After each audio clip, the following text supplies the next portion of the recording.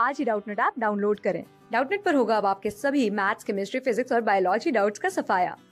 बस अपने क्वेश्चन की फोटो खींचो, उसे क्रॉप करो और तुरंत वीडियो सोल्यूशन पाओ। Download now. The question is, list the bacteria that bring about the various processes involved in nitrogen cycle. तो वो बैक्टीरिया जो प्रोसेसेस नाइट्रोजन साइकिल के अंदर होगी, उन प्रोसेसेस के अंदर इन्वॉल्व होंगे, उनको हमें बताना है।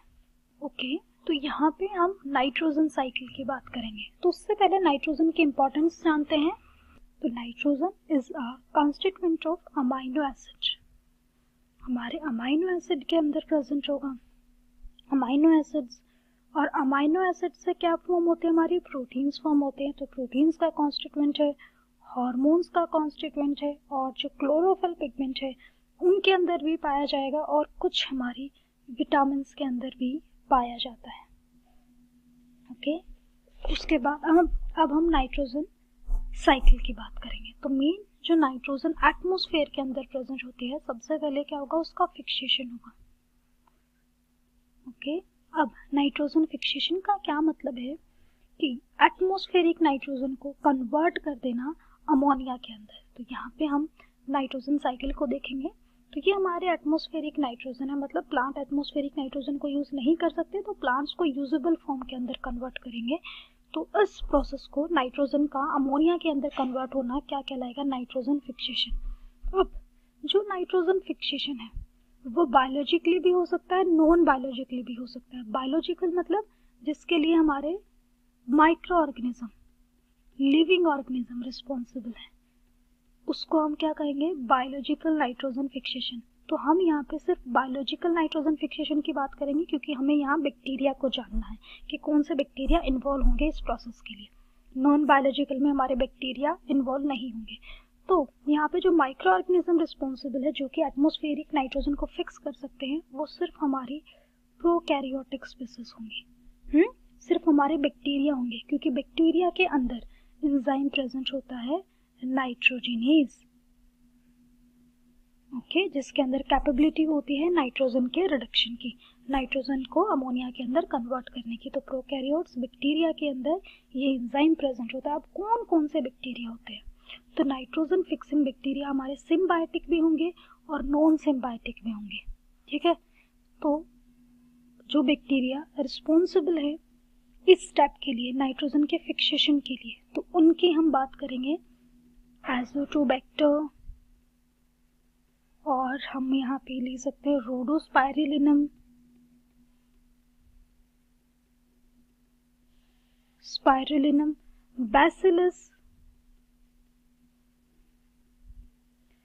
देन कुछ हमारे साइनोबैक्टीरिया है, नोस्टॉक, एनाबेना, वो भी नाइट्रोजन के फिक्सेशन के लिए रिस्पॉन्सिबल है।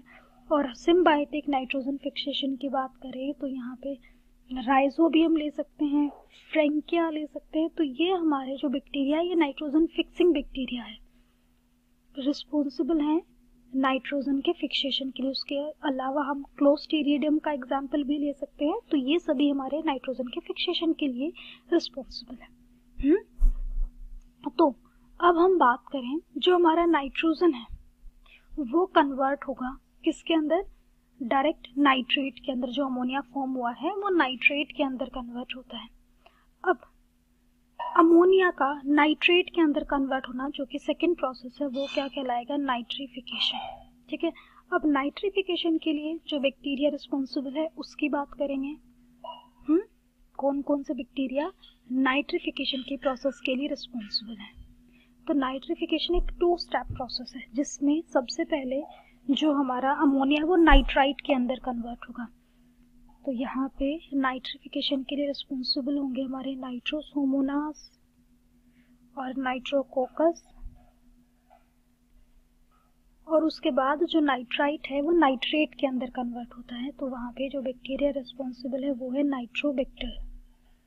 ओके, तो ये हमारा प्रोसेस क्या है, नाइट्रिफिकेशन, नाइट्रेट का बनना, या NO3 क्या है यहाँ पे, नाइट्रेट।